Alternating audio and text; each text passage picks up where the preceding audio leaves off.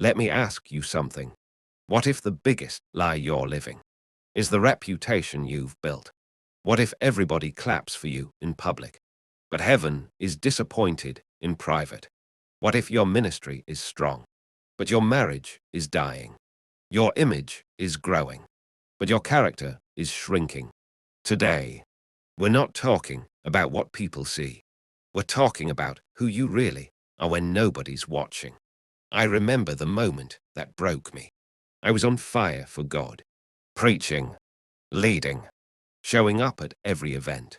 Tuesday, Thursday, Sunday, campus ministry from 7 to 9, afterglow until midnight. I felt powerful. I felt chosen. I felt spiritual. But when I came home, my wife had tears in her eyes, and she said something that crushed my soul. I wish we never got married. What? I just came from the most powerful worship experience of my life, and my house was falling apart. And that's when God spoke to me. Son, your public ministry is strong, but your private ministry sucks. You're preaching to crowds, but neglecting your wife. You're quoting scripture, but failing your classes. You're at every church service, but you're not becoming the word. God said, I didn't rescue you from homelessness just so you could build a reputation. I didn't bless you with college so you could skip class. I'm not building a preacher. I'm building a man. God said, you love reading the word. You love gospel music. You love church. But it's not coming out. It's not transforming you. You can read about forgiveness and still hold grudges. You can preach love and still neglect your family.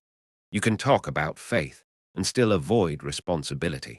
Information does not equal transformation. Application does. Open book when I was a child.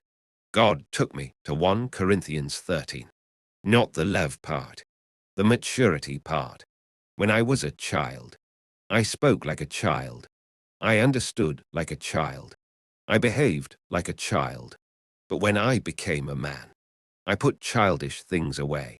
And God said, your sermon doesn't prove you're mature. Your marriage does.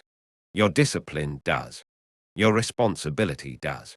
Light bulb, how do you become the man? I asked God, how do I become this man? He said, stop just reading the word. Apply the word. Don't just go to church. Let church get in you. You'll know you've changed when your mother doesn't recognize you. You'll know you've changed when your teachers are shocked by your discipline. You'll know you've changed when the class clown becomes the PhD. You'll know you've changed when you forgive the father who wasn't there. Not when you talk about forgiveness. When you do it.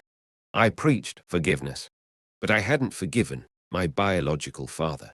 It wasn't real until I drove 700 miles, knocked on his door, and forgave him face to face. That's when my mother said, now I know you've changed. Because change isn't loud. It's visible. Counterclockwise arrows button. Give up the old man, God told me. You want the new level. Give up the old man. You can't hold on to childish habits and expect mature results. You can't want respect but avoid responsibility.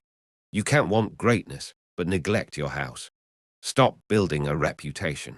Start building character. Stop trying to look spiritual. Start living transformed. Because the real test isn't your platform. It's your private life. The real proof isn't your sermon. It's your consistency.